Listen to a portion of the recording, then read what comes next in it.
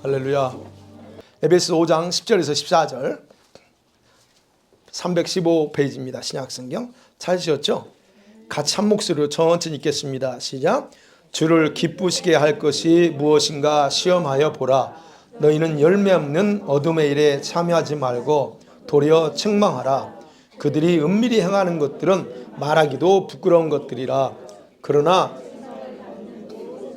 빛으로 말미암아 드러나나니 드러나는 것마다 빛이니라. 그러므로 이르시기를 잠자는 자여 죽은 자들에서 너에게 빛이 주시리라 하셨느니라. 아멘. 저희가 늘 그 주일 말씀을 주님께 여쭤본다고 그러잖아요. 제가 사실은 어떤 성경을 어떤 책, 마태복음 책을 중심으로 설교하면 저는 참 편합니다. 왜냐면 걱정할 거 없어요. 왜냐면 본문은 어떻게 나오고 그러니까. 근데 제가 항상 주일만큼은 주님께 여쭤봐요. 왜냐면 수요일날, 금요일날, 목요일날 안 나오시는 분도 계시고 수목금에는 제가 로마서도 하고 지금은 에베소서 하고 성경을 하지만 주일은 또 못 나오시는 분들이 계세요. 그래서 또 주님이 왜냐하면 이제 그런 걸 할 때 제가 말씀을 연구하고 은혜를 강구하면서 성경을 에베소서선 로마서를 합니다. 그런데 주일만큼은 제가 주님이 하고 싶은 얘기를 하시라고 제가 그래서 항상 주일 설교는 제가 그렇게 하고 싶지만 여쭤봐요. 항상 주님 이번 주에는 뭘 전할까요? 늘 여쭤봅니다. 근데 이번 주에도 제가 여쭤봤어요. 지난주에 하고. 근데 제목이 뭐예요 지금 여러분? 제목 읽어볼게요. 시작. 잠자는 자여 깨어나라. 저걸 딱 주시는 거예요. 그럼 제가 어떻게 해야 돼요? 저걸 전해야죠. 그런데 그 말씀이 제가 오늘 본문 말씀이에요. 이 14절에 잠자는 자여 깨어나라. 이 의미는 벌써 무슨 의미인지 아시겠죠? 그런데 주님께서 이걸 통해서 우리에게 하고 싶은 말씀이 있으시다는 것을 또 한번 생각해 보려고 합니다. 자, 바울이 기록한 이 에베소서는 여러분 어떤 내용이냐면 지상에 존재하는 교회가 어떻게 생겼느냐는 거예요. 하나님의 창세 전에 세운 목적과 계획에 따라서 이 땅에 세워진 하나님의 유일한 유기체라는 말입니다. 유기체라는 말이 뭐예요? 하나님께서 교회 공동체를 세운 것은 뭐냐? 하나님의 나라를 이 땅에 세워나가는 유일한 도구로서 살아있는 조직이라는 거예요. 죽어있는 게 아니고 유기체라는 말은 살아있는 조직이에요. 잠자는 조직이 아니고 움직이고 활동하는 조직체라 하는 것이 바로 에베소서의 교회에 대한 얘기입니다. 그러면 이 교회는 유대인과 이방인이 다 다르죠. 족속별로 보면 이방인이 다릅니다. 그런데 에베소에서 보면 유대인이나 이방인이 서로 하나 될 수 있도록 예수님이 십자가에서 죽으셨다 그래요. 그 대가를 지불함을 통해서 그 결과로 이방인이든 유대인이든 서로가 예수 안에서 하나 된 교회로 이렇게 이 땅에 세워졌다라고 말합니다. 자, 그래서 유대인 교회나 이방인 교회나 그 교회의 주인은 누구예요? 교회의 주인은 누굽니까? 예수님. 그래서 예수님이 교회의 머리다라고 말하고 그럼 우리 성도들은 뭐예요? 우리는 몸의 지체다라고 말합니다. 그 지체는 저 유대인도 똑같아요. 차별 없이 다 지체다라고 말하는 겁니다. 그러나 이 교회는 아직 완성이 안 됐습니다. 아직 이방인과 유대인이 원뉴맨 하나 돼야 되는데 아직 되지 않았어요. 지금 되어 가고 있습니다. 이런 상황이에요. 그래서 하나로 완성을 향해서 연결되어 가고 있는 중이다라고 에베소서에서 바울이 얘기합니다. 자, 이렇게 연결되어서 하나 되어 가는데 문제가 있어요. 근데 이게 문제가 있는데 뭐 어떤 문제일까요? 교회의 지체인 우리 성도들이 모든 성도들이 여전히 옛 성품과 어둠에 속한 일에서 벗어나지 않고 산다는 것이 문제란 겁니다. 정상적으로 교회가 하나로 되어 나가야 되는데 성장해야 되는데 이게 안 되는 이유가 있다는 거예요. 자, 여러분 옛 성품으로 사는 게 뭐가 문제입니까? 아니 우리 성격이 있는데 그 성격대로 살면 안 좋아요? 우리가 어둠의 일에 속한 것들 그냥 뭐 그렇게 살아도 되지 않나요? 근데 바울은 말합니다. 그렇게 살아가는 것이 문제가 되는 뭐냐? 그건 교회가 하나님 목적한 그 교회가 어디까지 자라기를 원할까요? 우리 교회가 어떤 모습으로 되기를 원할까요? 주님은 여러분의 모습이 어느 모습까지 가기를 원할까요? 그리스도의 형상에 이르는 것, 또는 신의 성품으로, 베드로서 1장 4절에 신의 성품, 하나님과 같은 성품까지 가는 걸 원해요. 그런데 에베소서에는 뭐라고 하냐면 그리스도의 장성한 분량에까지 자라는 것이 목표입니다. 근데 이게 안 된다는 거예요. 우리의 믿음의 목표는 거기에요. 하나님 같은 존재를 가는 건데 이게 안 돼. 그게 문제라는 겁니다. 자, 이러한 내용을 가지고 여러분 바울이 성도들에게 그러면 무엇을 추구하며 살아야 되냐? 이거예요. 그럼 우리가 장성한 분량까지 이르려면 무엇을 추구하며 살아야 되지? 라고 하면서 그걸 당부하는 것이 4장과 5장입니다. 그래서 오늘은 제가 오늘 깨어나라 하는 그 말씀과 관련된 느낌이 5장에 나와요. 그게. 그래서 5장에서 뭘 강조하고 있는가를 살펴보려고 합니다. 첫 번째로 바울이 말합니다. 교회는 또는 우리 성도들은 하나님을 본받는 자로 준비하라 그럽니다. 저와 여러분을 향해서 우리 교회를 향해서 말합니다. 하나님과 같이 되라는 겁니다. 무슨 말일까요? 하나님과 같이 된다는 게 뭐예요? 하나님이 어떤 분이라는 거예요? 그러면 아셔야죠. 간단하게 하나님처럼 말하고 하나님처럼 생각하고 하나님처럼 행동하고 하나님 같은 스스로 같은 믿음을 가지고 나가는 거, 그게 하나님 같은 겁니다. 하나님이 어떤 말 할까요? 여러분 저주할까요? 하나님 같은 말, 축복이요, 평안을 얘기하죠. 그런 것처럼 가야 된다는 거예요. 그럼 어떻게 하면 하나님을 본받는 자로 우리가 준비할 수 있을까? 교회가, 바울은 여기서 세 가지를 당부합니다. 그 중에 하나가 뭐냐면 예수님께서 우리들을 사랑하신 것처럼 교회에 있는 우리 성도들이 서로 사랑 가운데서 행하는 것이 바로 그렇게 준비되는, 그 하나님처럼 준비되는 과정이다 말합니다. 그것을 2절에서 말하죠. 1절과 2절에서. 여러분 예수님께서 우리들을 위해서 왜 죽었어요? 저와 여러분이 뭐길래 저와 여러분 같은 사람들을 위해서 죽였을까요? 죽었던 것을 여기서 2절에서는 향기로운 제물이 됐다, 희생제물로 하나님 자신을 드렸다 말합니다. 왜요? 단 한 가지입니다. 저와 여러분을 너무나 사랑하셔서 그렇습니다. 너무나 사랑하셨기 때문에 하나님께서 자기 아들을 이렇게 제물로 바쳤다는 거예요. 그렇다면 이 지상의 교회를 교회되게 하는 게 뭐냐는 거예요. 우리 교회, 예를 들어 생명교회가 교회되게 만드는 거, 아니면 다른 교회들이 이 교회되게 만드는 거 뭘까요? 정확합니다. 제 집사님. 사업 아니에요. 교회에 얼마나 많은 사역을 했느냐, 얼마나 많은 선교를 했느냐, 이렇게 그 업적을 가지고 이 사람 교회야? 이걸 말하지 않습니다. 성경은 분명히 말합니다. 예수님의 사랑이 온전하게 그 교회에 작동되는 것이 그게 교회되게 한다는 겁니다. 사랑이 없으면 아무리 많은 업적, 사역을 했어도 꽹가리에 불과하다. 예수님이 그랬잖아요. 그래서 여러분 교회 안에서 성도 간의 가장 중요한 요소가 뭘까요? 또 그것도 역시 그리스도의 사랑으로 사랑하면서 행하는 거예요. 그렇기 때문에 우리 성도들을 그렇게 동일하게 살아갈 때에 결국은 하나님을 본받는 삶, 본받는 삶으로 준비되어 나간다 하는 것이 바울이 그 얘기합니다. 그 다음에 두 번째는 그럽니다. 본받는 자는 어떻게 하냐? 3절, 4절에서 말합니다. 우리 말에 대해서 말합니다. 여러분과 저의 언어, 우리가 본받으려면 세속적인 말을 중단하고 감사하는 말을 하며 사는 것, 그럴 때 하나님 본받는데요. 이게 뭐가 상관이 있을까요? 우리 말이 왜 중요하냐는 겁니다. 여러분 하나님 나라의 대변인은 지상에 아무도 없습니다. 오직 교회 공동체에 없습니다. 오직 교회만이 하나님 나라의 또는 하나님의 대변인이에요. 하나님의 입의 역할을 할 수 있는 것이 교회라는 거예요. 개인적으로 저와 여러분이라는 거예요. 그러면 생각해 보세요. 하나님을 대표하는 우리 말이 거칠어, 우리 말이 그냥 막 해버려. 한 나라의 대사가 아무 데나 가서 아무 말 해버리면 나라 망신 주는 거잖아요. 그렇다면 똑같은 원리예요. 우리가 이 지상에서 하나님 나라의 또 하나님의 대변인이라면 제일 중요한 건 뭐냐? 언어 사용이라는 거예요. 언어. 그럼 어느 상황에 있어서 세상 들은과 다르지 않게 동일하게 사는 것 주님이 용납하지 않는다는 겁니다. 그래서 우리가 말 조심할 필요가 있어요. 조심할 필요가 아닌 건 어느 생활을 확 순화시켜야 됩니다.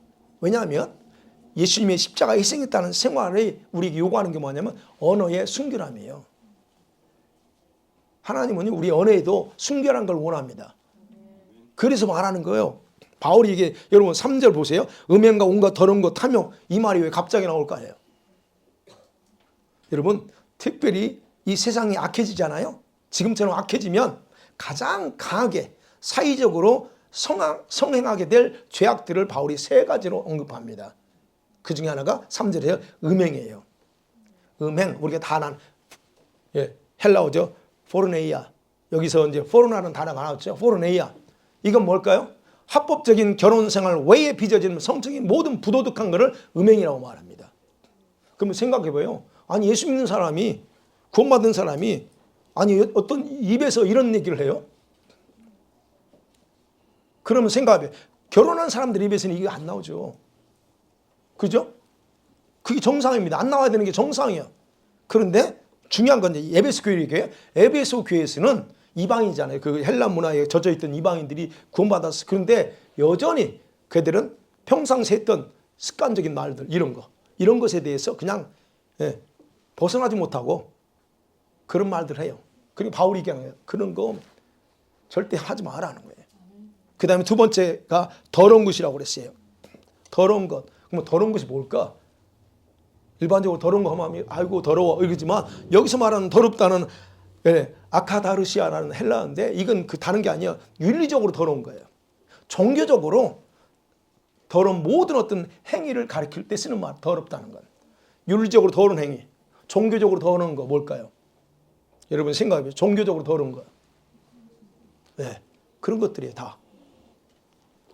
그 다음에 여기서 탐욕이라는 단어입니다.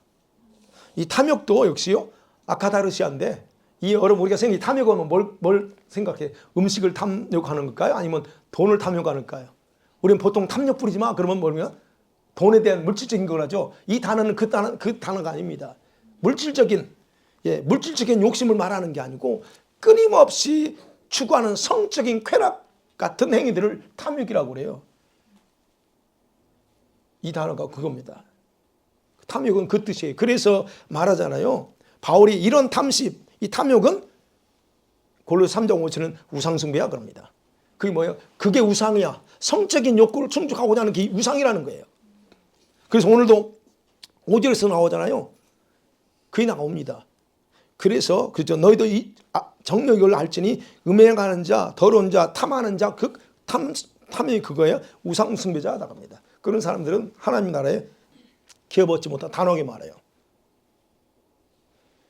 그래서 바울은 하나님으로부터 구별된 성도라고 하면 이런 악들, 이런 악한 것들은 입에서도 말하지도 말고 생각하지도 말라 그러는 겁니다.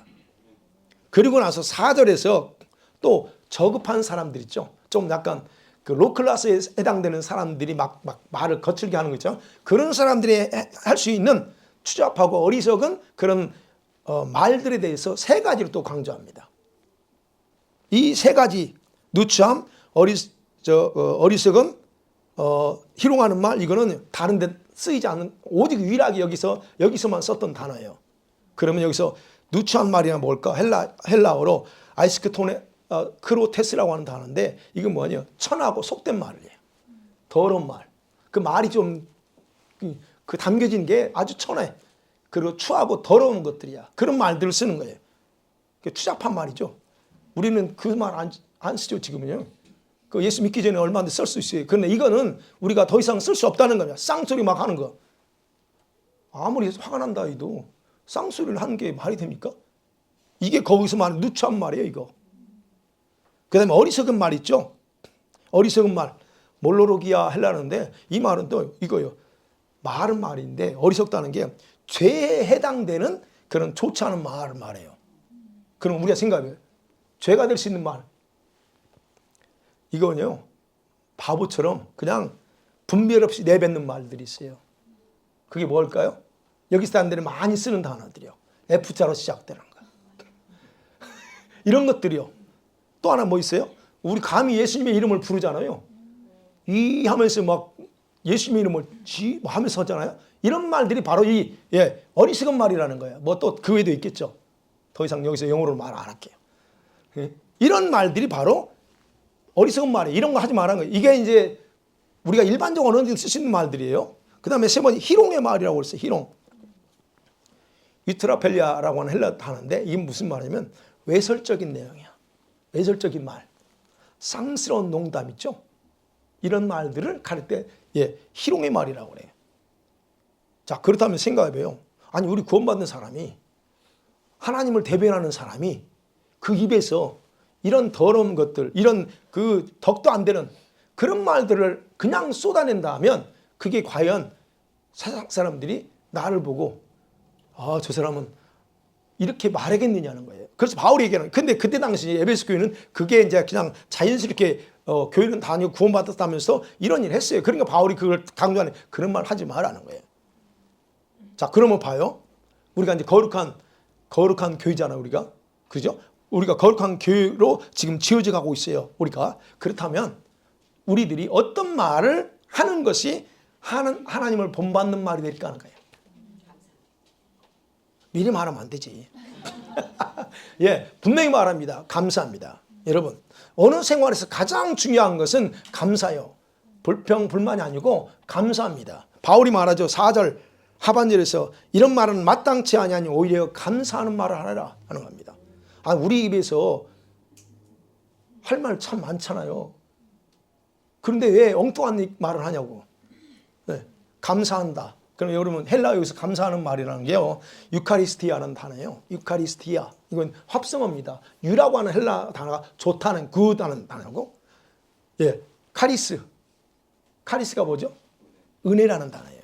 그건 무슨 말이에요? 이 합성어인데 이미 예수 그리스도 안에서 우리가 경험한 하나님의 은혜에 대한 모든 것을 말해요.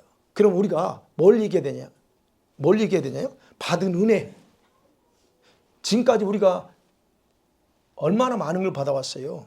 과거의 삶을 뭐 돌이켜보고 현재 조금 안 좋고 그거 가지고 말하지 말고 지금까지 살아가면서 하나님이 얼마나 많은 은혜들을 우리한테 주었냐는 거예요. 그러면 그런 것, 은혜 주신 이런 것들을 말로 표현하면서 고백하는 삶을 사는 게 대단히 중요하다는 겁니다. 그게 감사라는 거예요. 왜 근데 우리는 없는 것만 가지고 자꾸 불평하고 또 투덜투덜 하는 거예요. 그죠? 물론 인간이니까 그럴 수 있어요. 그런데 돌이켜보세요. 그렇게 많이 줬을 때 감사한 적 있어요? 이건 당연히 내가 오는 거지. 내가 이건 당연히 받을 거니까 받았지. 내가 노력했으니까 노력한 결과 받지. 근데 그때 얼마나 감사했냐 이게요. 근데 지금 없어. 그래 지금 없는 것에 대해 투덜투덜합니다. 여러분 근데 바울은 말해요. 그게 아니라는 거예요. 우리 예수 믿는 사람 입에서는 뭐가 나와야 된다고요? 하나님을 향한 항상 감사의 말이 넘쳐나야 된다라고 강조하는 겁니다. 그 다음에 세 번째, 어떻게 하면 하나님을 본받는 자가 되냐 하면 이렇게 불평하고 세상적인 말하고 그런 사람들과 한패가 되지 말라 하는 겁니다. 함께 어울리는 그런 한패가 되어 살지 않는 걸 말해요. 그게 이제 7절입니다. 그러므로 그들과 함께 하는 자가 되지 마라. 우리말로 한패, 한 그룹이 되지 말라는 거예요. 여러분 세상에는요, 이 바울이 말한 대로 살아가는 사람이 수없이 많잖아요. 우리야 지금 그것에서 안 좋다는 거 알고 안 하고 살려고 하지만 세상에는 수없이 많죠. 그러나 여러분 우리가 교회 공동체로 선택받았다면 어떻게 해야 되냐는 거예요. 단호해야 된다는 겁니다. 더 이상 아무리 내가 상황이 그렇고 화가 날지라도 이런 더럽고 주님이 원하지 않는 말들을 해서는 안 된다는 단호함이 있어야 된다는 거예요. 바울이 얘기하는 거예요. 그럼 생각해봐요. 바울은 왜 그런 사람들과 한 그룹이 되지 마라, 되어서는 안 된다라고 말하는가? 그 이유를 8절에서 말합니다. 우리 8절 한번 볼까요? 자, 시작. 너희가 전에는 어둠이더니 이제는 주 안에서 빛이라, 빛의 자녀들처럼 행하라. 우리 뭐라고 그래요? 우리는 과거에 속한 게 아니고 우리는 빛에 속한 자들이기 때문에 하지 말라 그럽니다. 여러분 그거 아시죠?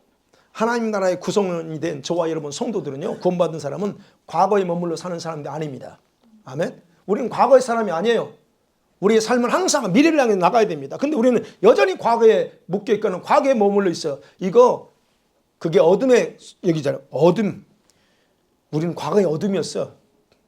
아무리 과거에 예수 믿고 살았어도 돌이켜보는 거 어떻게 해요? 어둠이야. 참 내가 왜 그렇게 살았을까? 그렇게 후회하잖아요. 그럼 우리는 거기 있어서는 안 된다는 거예요. 그 얘기하는 겁니다. 우리는 지금 미래 빛의 안에 있다는 거예요. 그래서 우리는 아셔야 될 거, 우리들은 비록 이 땅에 살고 있지만 어둠에 속한 자가 아니고 빛에 속한 자로서 살아가야 된다라고 말하는 겁니다. 왜요? 하나님 빛입니다. 맞죠? 하나님 빛이세요. 빛이신 그분에게는 어둠이 조금도 없다 그래요. 좀도 없습니다. 그렇다면 그와 같은 원리의 근거에서 성도들인 저와 여러분, 그분의 자녀인 우리들 역시 어둠 속에 빠지게 하는 거나 빠지는 삶을 살아서는 안 된다는 거예요. 내가 빠져서도 안 되지만 나로 하여금 다른 사람 어둠에 빠지게 해서도 안 된다는 거예요. 두 가지 다요. 그래서 바울은 과거의 습관처럼 그런 사람들과 한패가 되는 삶, 그런 삶은 빛의 자녀처럼 사는 게 아니고 과거에 누가 속했어요? 원수에게 속한 삶이다라고 단정하면서 그래서 얘기하는 거예요. 이럴 때 하나님 본받는 자로서 빛의 자녀처럼 살 때 온전한 주님의 형상, 즉 그리스도의 장성한 분량까지 자랄 수 있다라고 바울이 그렇게 강조하는 겁니다. 자, 그 다음에 두 번째, 바울이 크게 두 번째를 얘기합니다. 오늘 본문에 나오죠. 그러면 그 다음에 우리가 어떻게 하라는 거예요? 너희들의 행동과 생활을 시험해 보래요. 오늘 그게 10절이죠. 10절 같이 읽어볼까요? 시작. 주를 기쁘시게 할 것이 무엇인가 시험하여 보라. 너희들의 행동, 너희들의 삶을 시험해 보래요. 무슨 말이에요? 교회인 저와 여러분이 여러분과 저의 삶의 중요한 태도 중에 하나가 있어요. 그게 뭐냐? 이겁니다. 여러분의 생활을 통해서 과연 주님을 기쁘시게 하고 있는가 하는 거예요. 내 삶을 오늘도 살아갑니다. 내일도 살아가요. 그러면 그 내 삶 속에서 삶을 통해서 내가 지금 주님을 기쁘시게 하고 있는가? 그러면 또 내가 뭘 가지고 또 주님을 기쁘게 하고 살고 있는가를 살펴보라는 거예요.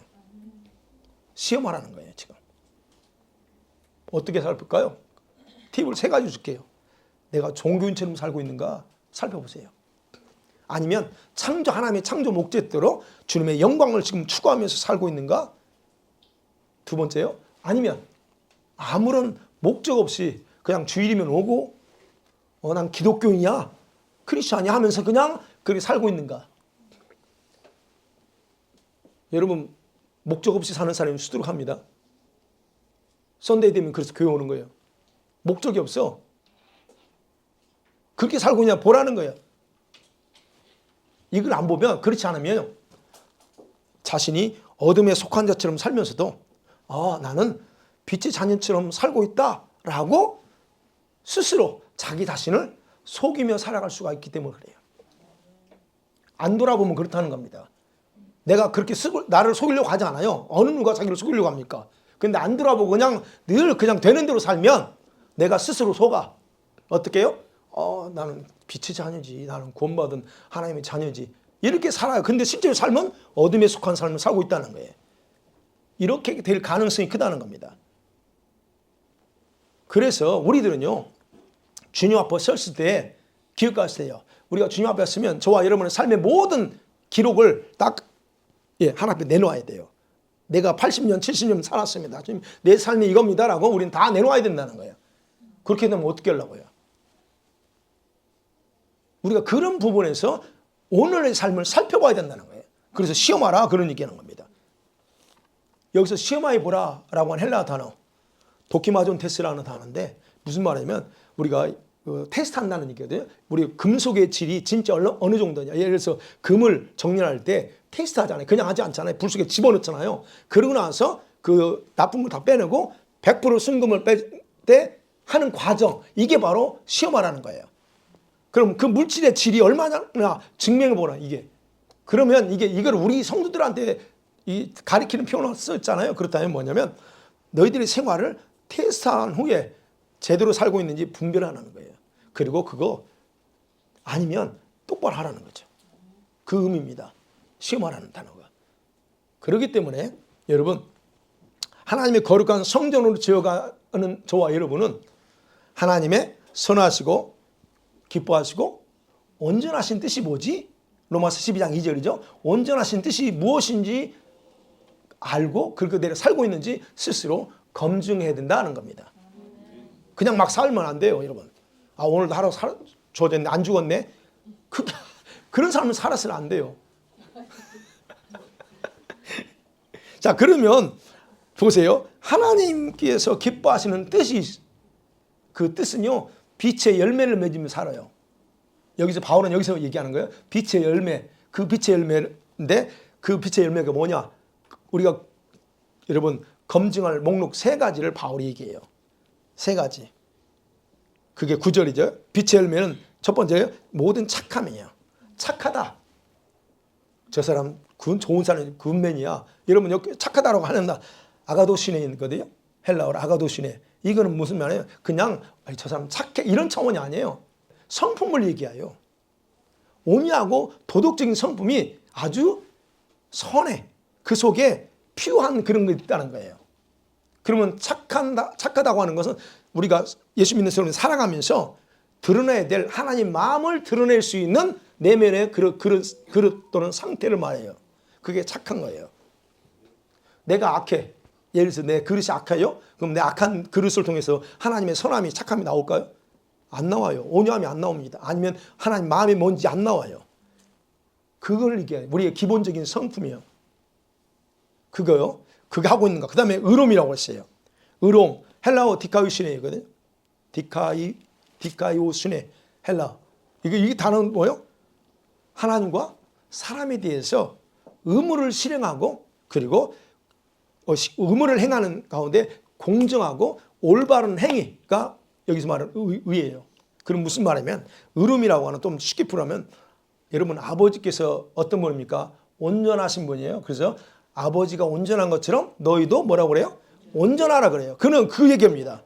아버지의 온전한 것처럼 온전함을 따라 행하는 것 그게 의로움이에요. 다시 말씀드리면 우리가 어떤 의로운 일, 내가 생각할 때 선한 일을 한 것이 의가 아니고 내가 행한 그런 의로운 일의 동기가 중요하다고 그랬죠. 제가 동기예요. 아무리 선한 일 해도 동기가 뭐냐는 거예요. 그러면 내가 행한 그 의로운 일의 동기가 하나님의 동기와 일치되는 것 그게 의라는 겁니다. 그게 있느냐는 겁니다. 그걸 검색하셔야 돼요. 검증하셔야 돼요. 오늘도 우리가 이제 일주일 또 삽니다. 그러면 이런 선한 일 많이 할 거예요. 그럼 그 속에서 검증하셔야 돼요. 그 다음에 세 번째, 진실함이라고 했어요. 진리 또는 우리 말로 진리라고 돼. 알레데이아. 지난주 제가 이 부분에서 단어 표현했습니다. 이건 뭐냐면 말과 행위에 있어서 증명된 거예요.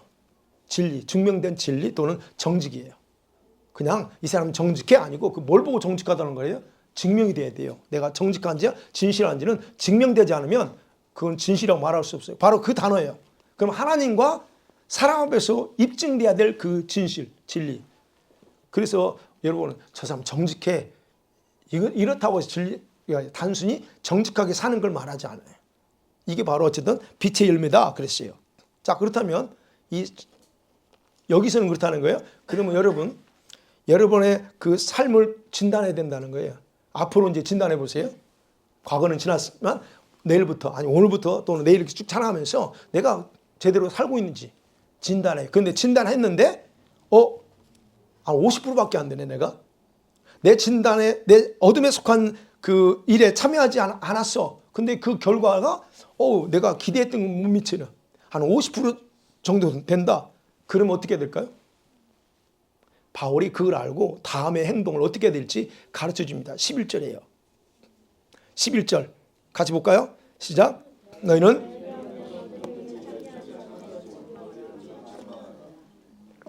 마지막 그 명령이 뭡니까? 책망을 하라는 겁니다.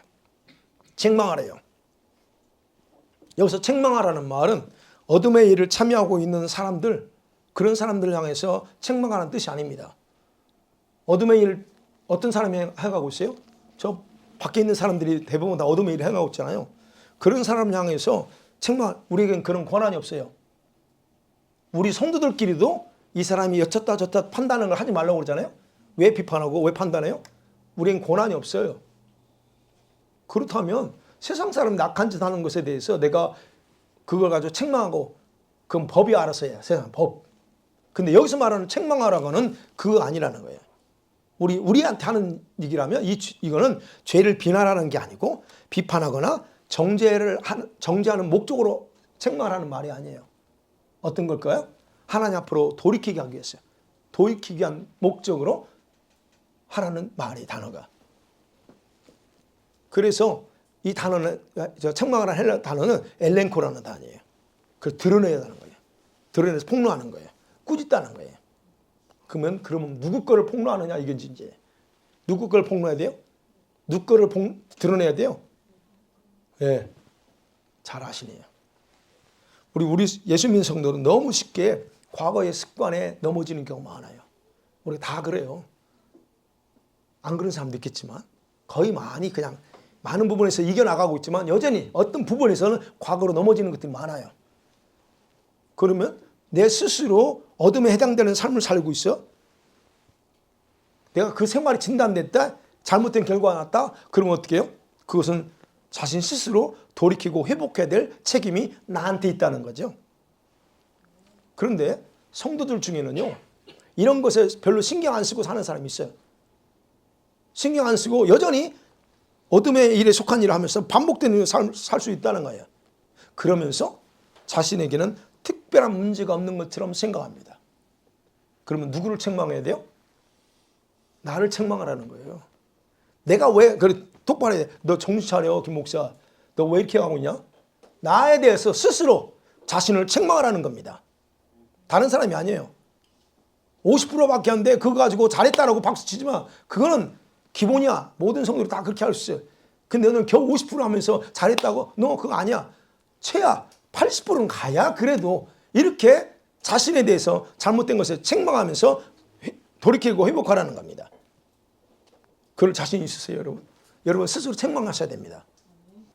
그래서 바울은 이런 성도들은 반드시 책망받을 수 있어. 그 경고하네. 그래서 책망받을 일이란 거 뭐냐? 여기서 이제 그 13절 나오죠. 책망받을 일은 열매 없는 생활이에요. 열매가 있고 없는 부분이 있을 수 있어요. 그러면 있는 부분 가지고 주님이 책망하지 않습니다. 뭘 가지고? 없는 거. 에베소 교회를 책망할 때 얼마나 선한 일 많았어. 근데 딱 한 가지가 없어. 뭐가 없었어요? 첫사랑은 잃어버렸어. 그러니까 그 하나 책망하잖아요. 그 주님 우리를 다루실 때 뭐 잘한 거로 칭찬하지만 못한 걸 가지고 책망하잖아요. 똑같다는 얘기예요. 우리를 책망한 다음에 어둠에 행하는 그런 일들이 있다는 거예요. 그것에 대해 책망합니다. 그래서 여러분 열매 없는 생활을 했는지 아닌지 이 모든 건 다 여기 나왔죠. 빛 앞에 가면 드러나 다 들통나. 지금은 여러분이 나는 그런 거 없어요 라고 스스로 말할지라도 그 거룩한 빛 앞에 딱 쓰면 다 들통난다는 겁니다. 그래서 우리 스스로 자신의 생활과 행동을 시험해서 살피는 것이 중요하고 그리고 보여서 책망하는 삶을 사는 것이 중요하다 바울이 말한 겁니다. 그다음 마지막 세 번째로 14절이 결론입니다.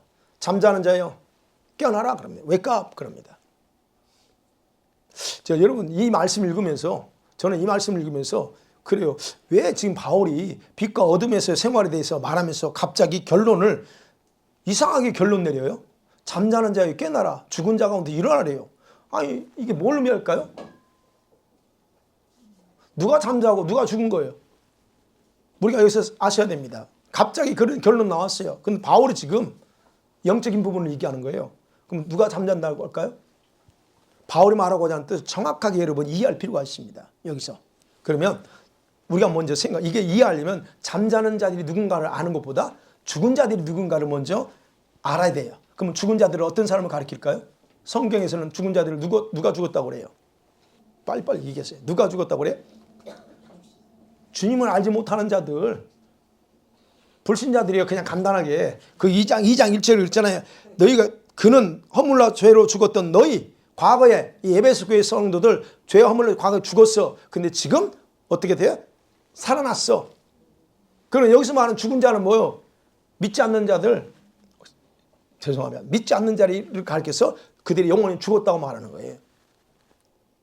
그런데 그 성도들이 그 죽은 자들 속에서 같이 살아. 여러분 같이 살죠. 네. 그럼 그 가축에 삽니다. 그러면 그 같이 살면서 어떤 성도들은 그 죽은 자들 가운데서 살면서 그들과 동일한 모습으로 동일한 행동하고 동일한 말을 하면서 똑같이 살아갈 수 있다는 겁니다. 그럴 수 있죠? 그러면 어떻게 해요? 그런 성도들이 죽었어요? 죽은 자입니까? 저 사람은 예수 믿는다면서 똑같아. 이런 사람을 죽은 자로 말해요? 아니요. 성도들에게서는 일단 구원받은 자에 대해서는 성경에는 죽은 자로 표현하지 않습니다. 살아났다라고 그래요. 그러면 그런 사람들은 죽은 자들과 함께 살면서 뭐에 대해서 하나님에 대해서 또는 하나님의 뜻에 대해서 전혀 생각하지 않고 어둠의 열매를 맺는 자들을 가리켜서 잠자는 자들이다라고 말하는 거예요. 잠자는 자는 누구예요? 예수 믿는 사람 중에서 바로 이런 사람들을 잠자는 자다 말하는 겁니다. 그러니까 여러분 기억하셔야 돼요. 어떤 형태든 성도들은 죽은 자가 아니에요. 살아난 자들입니다. 근데 문제는 살아나면 뭐하냐 이거예요. 근데 자고 있어. 깨어나지 않고 계속 자고 있는, 이게 문제라는 게 지금 바울이 얘기하는 겁니다. 지금 자고 있는 거예요. 그러니까 이런 사람들은 주님의 뜻과 상관없이 살아간다? 그럼 그 영혼은 뭐가 있다고요? 자고 있다는 거예요. 잠자는 것과 똑같다는 겁니다. 그렇다면 바울이 여기서 잠자는 자라고 할 때 에베소 교회 성도들 중에서 빛의 자녀처럼 살지 않고 하나님을 본받지 않고 살아가는 모든 사람들을 총칭해서 가리키는 말이에요. 그래서 결론 내려요. 너 잠자는 들 깨어라 그럽니다. 죽은 자 가운데서 일어나라 그럽니다. 그러니까 빛의 열매를 맺으면서 살아가는 것이 거룩한 성전으로 지금 이렇게 지어가는 성도들, 우리의 합당한 열매라고 했잖아요. 생활이라고 했잖아요. 그렇지 않은 성도들, 그런 사람들은 어디에서 잠자고 있어요? 무엇을 향해서? 주님을 향해서 잠자고 있는 거예요. 주님 마음도 주님의 뜻도 전혀 생각하지 않고 그냥 잠만 퍽퍽 자고 있다는 얘기예요. 그래서 바울이 그들을 향해서 말하는 잠자는 자여, 잠자는 자여 깨어나라 그래요. 여기서 잠자라니 깨어서 이렇게 우리가 연결하니까 깨어지 명령이에요. 깨어라 입니다. 그리고 말하죠. 죽은 자가 일어나라 그럽니다. 여기서 깨어서라고 하는 단어와 일어나라고 하는 동사 단어예요. 헬라 깨어나라고 하는 단어는 에게이레라고 하는 단어예요. 이 뜻은 뭐냐면 영적인 부활과 관련된 단어예요. 다시 살아난 영적인 부활 관련 단어예요. 그러면 이걸 언제 살아나죠 우리가 여러분이 언제 살아납니까 영혼이? 여러분이 믿었을 때 예수님을 나의 구주로 믿을 때 본어게인 되는 때 이때 쓰는 단어예요. 그래서 깨어나라 그래요. 이때 깨어나는 거예요. 그럼 이 깨어났어. 근데 일어나라 그럽니다. 여기서 일어나라. 아나스타스. 이 단어 아나스타스 부활과 똑같은 단어예요. 부활을 가리켜 쓰는 단어예요. 그러면 이 뜻은 뭐냐? 이렇게 세우다는 거예요. 어떤 동작을 하기 위해서 일어나는 걸 말해요. 그럼 잠자는 사람이 그냥 누워있는 상태에 눈만 뜨면 깨는 겁니까? 아니지. 깨었다고 하는 뭔가 액션을 하기 위해서 일어나야 되는 거, 그걸 가지고 일어났다는 거예요. 그러니까 영적인 부활을 의미하는 두 단어가 다. 그렇다면 이 두 단어가 말하고자 하는 게 뭘까? 바울이 지금 말하는 거 깨어라 또는 일어나라고 하는 단어는 예수님을 믿음으로 거듭났지만 어둠 가운데서 사는 자들에게는 영적인 여러분 새로운 부활과 같은 깨어남이 필요하다는 의미입니다. 구원 못 받았다는 게 아니에요. 그들이 살아있어. 그런데 자고 있어. 그러면 그건 뭐예요? 영적으로 부활한 것처럼 다시 확 깨어나야 된다는 거예요. 그런 이러한 깨어나는 것은 불신자들이 예수님을 믿음으로 구원받는 걸 말하는 게 아니고 여기서는 그걸 얘기하는 게 아니고 이미 구원받았어. 근데 그 영혼이 여전히 잠자고 있으면서 어둠 가운데서 자기가 헤매고 있으면서도 그러지 못하고 그냥 살아가는 성도들을 향해서 그들이 일어나야 될 영적인 부활을 의미한다라고 말할 수가 있는 겁니다. 그래서 일어나라, 깨어나라 그럽니다. 사랑하는 성도 여러분, 말씀 맺어볼게요. 왜 주님이 잠자는 자여 깨어나라 라고 말씀하실까? 어떤 것 같아요? 왜 그럴 것 같아요? 주님이 이유가 있겠죠. 분명한 이유가 있습니다. 이사야 60장 1절에 보면 일어나라 빛을 발하라 그럽니다. 일어나라 빛을 발하. 왜냐하면 내 빛이 너 위에 임했고 여호와의 영광이 너 위에 머물러 있다 합니다. 그러면 생각하세요. 저와 여러분을 향해서 일어나 빛을 발합니다. 왜? 우리의 빛이 있대요. 영광이 하나님의 영광이 임해 있대요. 그러니까 정신 못 차리고 자지 말라는 겁니다. 예수님께서 우리 교회들이 깨어 있어야 된다는 그 중요성을 강하게 강조하셨죠. 깨어 있으라. 그렇지 않으면 그날 그때를 모르기 때문에 너희들 어려운 일 당한다 강조했습니다. 그럼 왜 예수님이 깨어 있으라고 할까요? 왜 예수님이 바로 바울이 지금 잠자고 있는 그 성도들한테 깨어나라고 할 건가요? 동일한 어떤 의미입니다.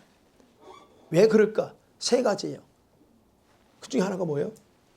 하나님의 영광이 아까 이사야 60장 1절 말씀. 하나님의 영광이 임하였기 때문에 그 상태에서 왜 자고 있어 지금? 영광이 일어났는데 아니 영광이 임했는데 그 영광이 임한 걸 모르니까 자고 있을 거 아니에요? 그 깨어 정신 차리라고. 그래서 깨어나라는 거예요. 그 다음에 또 하나는 뭐예요? 주님이 도둑같이 오신다고 했기 때문에 깨어 있어야 돼요. 그 다음에 또 하나 오늘 본문의 것처럼 빛의 자녀들처럼 살아갈 통해서 예수님의 장성한 분량에까지 자랄 수 있기 때문에 깨어나라는 거예요. 잠자는 상태에서는 절대 성장이라는 거 없습니다. 멈춥니다. 이거 아셔야 영적인 성장 멈춥니다. 그렇다면 보세요 이제.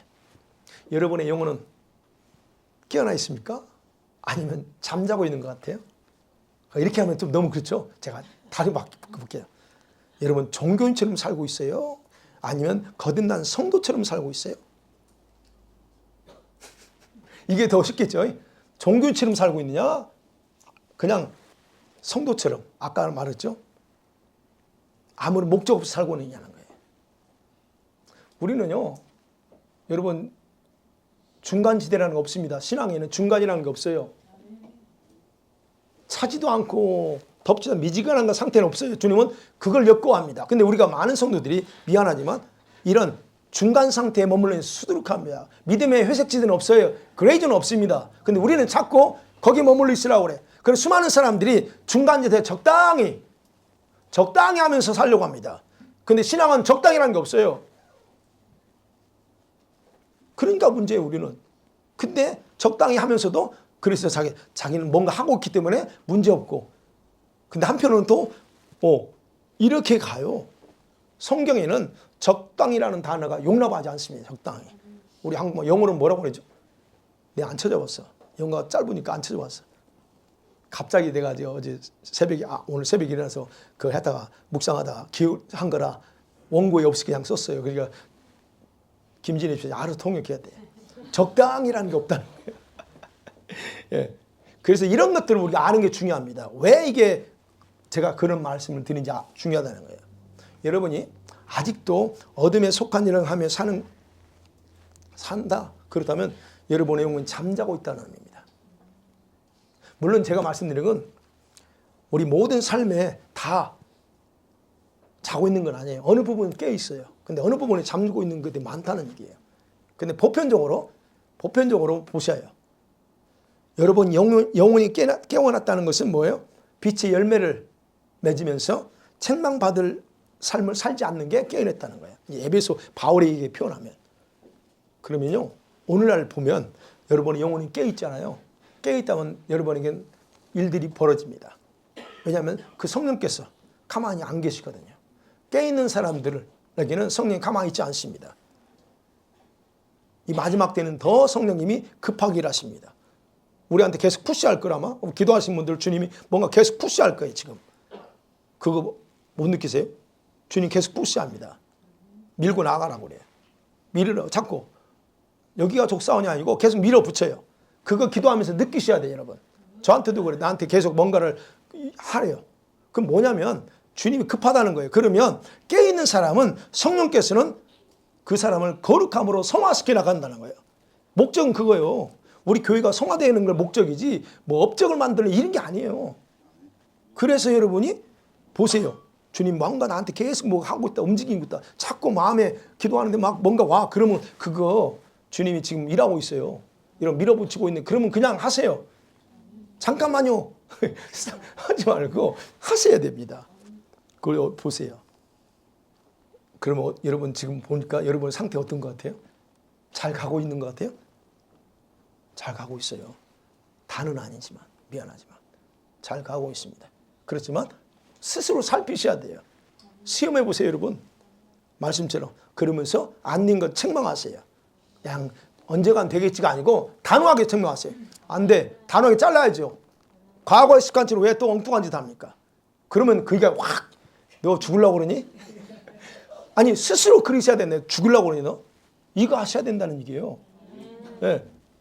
그리고 안 되는 것들이 있어. 사실 일부 예배 때 말씀 안 되는 게 있어요. 내가 참 몸부림치는데 안 되는 거 있죠. 그거 하려고 하지 마세요. 내가 할 수 있으면 벌써 다 끝내버렸지. 근데 안 돼. 안 되는 건 뭐예요? 무슨 의미예요? 제가 여러분의 역할이 아니라는 거예요. 여러분 스스로 안 되는 건 여러분의 힘이 아니라는 거예요. 그럼 뭐가 필요해요? 주님, 예, 주님이 여러분 그거 하셔야만이 여러분 그거 벗어납니다. 그럼 여러분 뭐 할 게 뭐예요? 성령님이 하셔야 되고 예수님이 하셔야 되는데 여러분이 한 일은 뭐예요? 그럼 그렇습니다. 예, 여러분 주님께 자비를 주님, 내가 이 부분에서 벗어나고 싶은데 안 됩니다. 아, 이 습관 이거 깨버리고 싶은데 이거 먹고 마시는 거 그냥 끊고 싶은데 이게 안 됩니다. 이거 하나님 앞에 단호하게 하면서 그래서 결단하셔. 사생 결단하고 하셔야 됩니다. 이게 몸에 니코틴이 배이거나 이 술에 그게 있다면 어떤 중독의 형황이 있다면 이게 한 번에 안 돼요. 사생 결단하고 그거 해버려야 돼요. 그래서 하나님 나 이거 좀 내가 안 되니까 좀 해달라고 자비를 구하면서 깨워달라고 간절히 부탁하세요. 그러면 하십니다. 그걸 믿으세요. 내가 스스로 하려니까 안 돼. 그런 건 다 이미 제가 전과자예요. 그러니까 내가 경험했기 때문에 하는 얘기예요. 하세요, 주님이. 그러면 주님께서 여러분의 영혼을 확실하게 확 깨워가지고 여러분 빛 가운데 그리고 여러분을 거룩한 그런 어떤 그 성화의 열매를 맺도록 분명히 그분이 하실 줄 믿습니다. 할렐루야. 우리 시간 같이 기도하십니다.